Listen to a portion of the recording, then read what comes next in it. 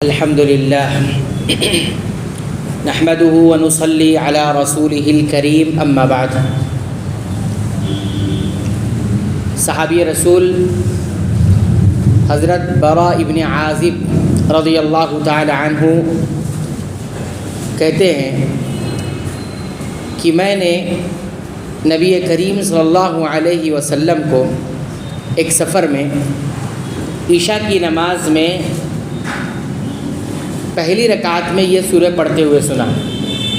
آپ نے والتین والزیتون یہ مکمل سورت پہلی رکعت میں سورہ فاتحہ کے بعد پڑھی. آگے فرماتے ہیں کہ میں نے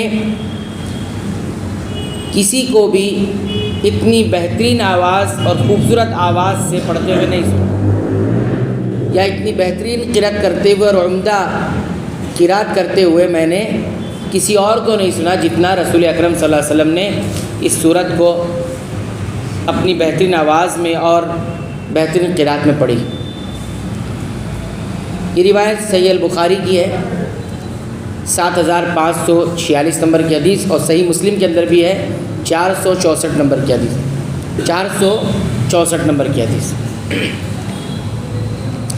اس حدیث سے ہمیں چند ایک بات معلوم ہوتی ہے. پہلی بات تو یہ معلوم ہوتی ہے کہ عشاء کی نماز میں قصار مفصل، جس کا ذکر پچھلے درس میں آیا تھا، قصار مفصل وہ صورتیں جو سورہ علم نشرح سے لے کر سورہ الناس تک،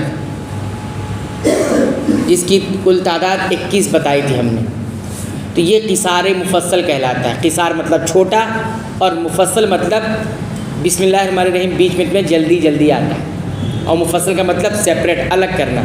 تو سورتوں کو بسم اللہ الرحمن الرحیم الگ کرتی ہے اور جلدی جلدی آتا ہے، اس لیے اس کو قصار مفصل کہتے ہیں.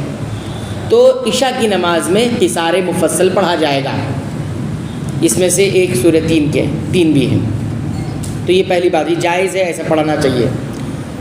دوسری بات یہ ہے کہ عشاء کی نماز کو درمیانی رکھا جائے، اور ساتھ ہی ساتھ اگر سفر میں نماز پڑھ رہے ہیں تو سفر میں نماز پڑھتے وقت یا پڑھاتے وقت انسان کے لیے بہتر یہ ہے کہ وہ نماز کو ہلکا کر کے پڑھے، تخفیف جسے کہتے ہیں. سفر ایک ایسی چیز ہے جو انسان کو تھکاتی ہے، مشغول کرتی ہے، اور انسان کا دھیان توجہ کم ہوتا ہے سفر کی صعوبتوں کی وجہ سے، مشقتوں کی وجہ سے.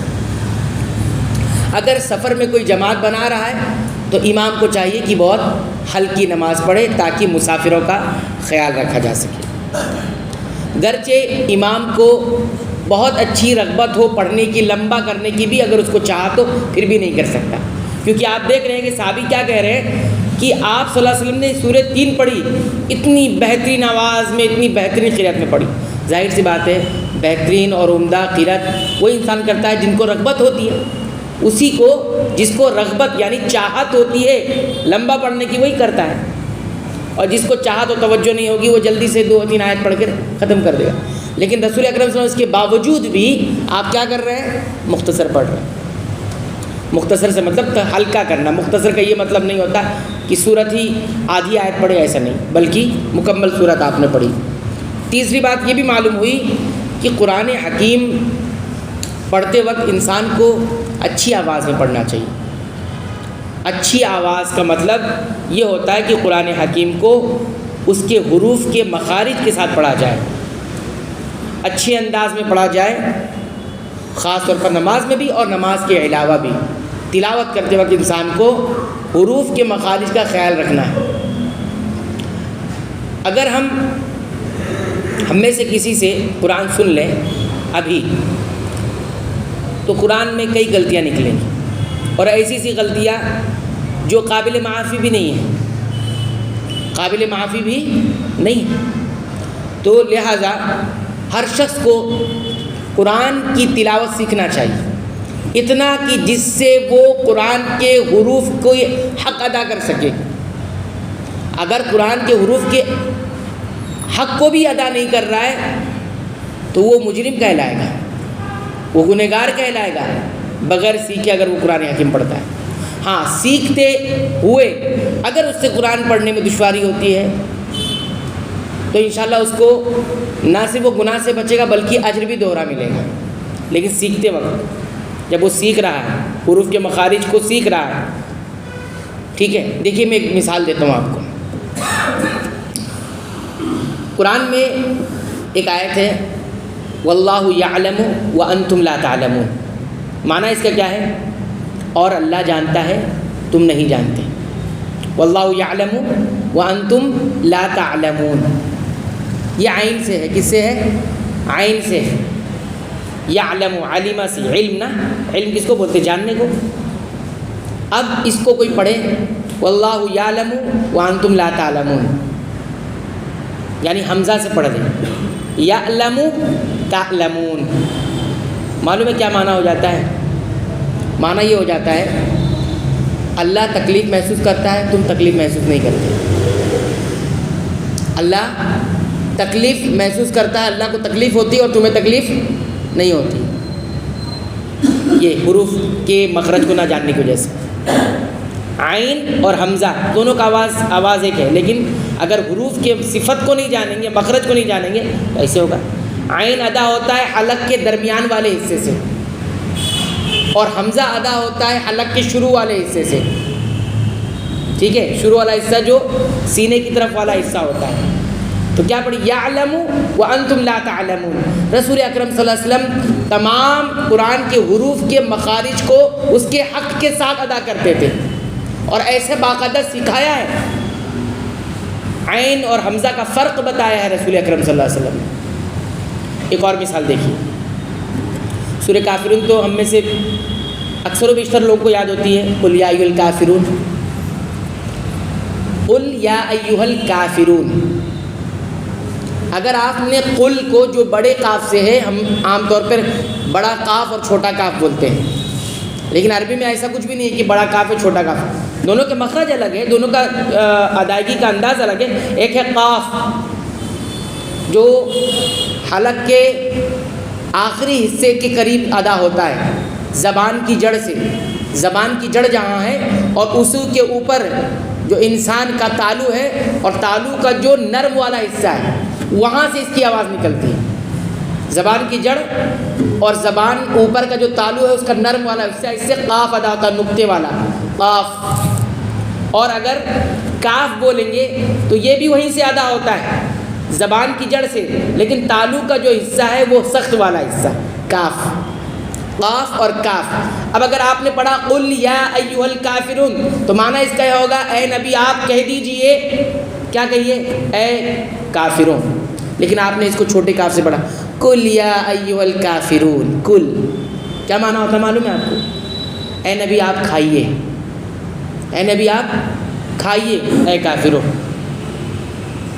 یہ ہے فرق. یہ اتنا خطرناک غلطی ہے. کہاں کھانے کا حکم ہے، کہاں کہنے کا حکم ہے، اعلان کرنے کا حکم ہے. اس کے علاوہ آپ دیکھیے اس سے بڑی غلطی اور کیا ہوتی ہے کہ قاف اور کاف کا مخرج آپ کو نہیں معلوم اور آپ ایسے ہی پڑھ رہے ہیں قرآن اور سیکھ بھی نہیں رہے ہیں. تو قلب کا مطلب دل ہوتا ہے اور قلب کا مطلب کتا ہوتا ہے. قلب کا مطلب دل ہوتا ہے اور قلب مطلب کتا ہوتا ہے. تو دل سے کتا اور کتے سے دل بن جا رہا ہے. یہ قرآن حکیم میں ہم سے ہو رہا ہے. تو ہم اس پر بھی غور کریں کہ ہم قرآن حکیم پڑھ رہے ہیں کیا واقعی میں قرآن حکیم کو اس کے حق کے ادا کرتے ہوئے پڑھ رہے ہیں. قرآن حکیم کے حروف کا بھی حق ہوتا ہے جسے ادا کرنا ہوگا. بہرحال یہاں پر نبی کریم صلی اللہ علیہ وسلم نے قرآن کی تلاوت اس انداز میں کی جس سے دل جو ہے مائل ہوا اللہ کی طرف، توجہ ملی. اس طرح تلاوت کرنا چاہیے. اور چوتھی اور آخری بات اس حدیث سے ہمیں یہ سیکھنے کو ملی کہ عشاء کی نماز کی قرات کیسی ہوگی؟ جہری ہوگی. جہری سمجھتے ہیں نا؟ آواز سے ہوگی. صحابی کیا فرماتے ہیں؟ آپ صلی اللہ علیہ وسلم نے نماز پڑھائی یا پڑھی تو کیا ہوا؟ آپ صلی اللہ علیہ وسلم سورہ 3 کی تلاوت کی. اب ظاہر سی بات ہے اگر نبی کریم صلی اللہ علیہ وسلم اپنے من میں اور صرف زبان اور ہونٹ کو حرکت دے کے ادا کر رہے ہوں گے تو سنائی نہیں دیا ہوگا. عشاء کی نماز پڑھائی تو آپ صلی اللہ علیہ وسلم نے قرات کو کیا کیا؟ جہری آواز میں یعنی بلند آواز سے پڑھی. اس سے یہ معلوم ہوا کہ عشاء کی نماز جہری قرات ہوگی اس کے اندر، یعنی بلند آواز سے ہوگی. یہی سنت ہے. اس لیے امام کی حیثیت سے انسان پڑھ رہا ہو جب بھی، اور اکیلے بھی اگر عشاء کی نماز کی وجہ سے جب پڑھ رہا ہو تو کوشش کیا ہونی چاہیے؟ ہاں جواز کا فتویٰ الگ چیز ہے کہ ہاں جائز ہے کوئی آہستہ پڑھ لے، لیکن سنت کیا ہے؟ جہری کر کے پڑھے گا، ٹھیک ہے؟ جائز الگ چیز ہو گیا اور سنت پر عمل کرنا الگ چیز ہو گیا، جس سے اجر آپ کو ملے گا۔ اور اگر سنت کی تکفیر کرتے ہوئے اگر آپ بلا وجہ کر رہے ہیں تب تو آپ کو وبال بھی ہو سکتا ہے، کیونکہ ہمیں پابند کس چیز کا بنایا گیا ہے؟ سنت پر عمل کرنے کا۔ تو یہ 4 باتیں اس حدیث سے ہمیں معلوم ہے۔ اللہ تعالیٰ سے دعا کرتے رب العالمین تو ہمیں سنتوں کے مطابق صلاۃ یعنی نماز ادا کرنے کی توفیق عطا فرما۔ اے اللہ تو ہمیں بخش دے، ہمارے والدین کو بخش دے، تمام اہل اسلام مسلمانوں کو، تمام اہل ایمان مومنوں کو، اور تمام اہل توحید یعنی موحدین کو بخش دے، آمین۔